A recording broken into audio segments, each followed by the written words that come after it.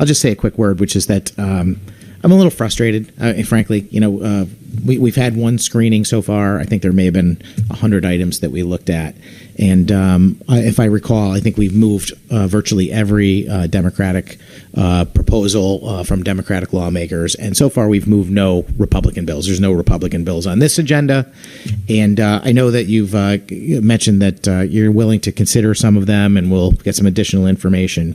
And I'd like to say I'm hopeful that's going to happen, and maybe it will. But when I come in and I see that the agenda is got 15 items on it, 11 of them are all from the majority without any consideration to the minority.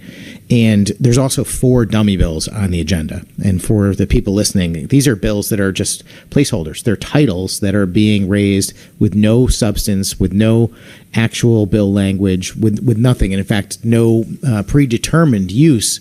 They're just being used as a mechanism to potentially allow the majority to add language later.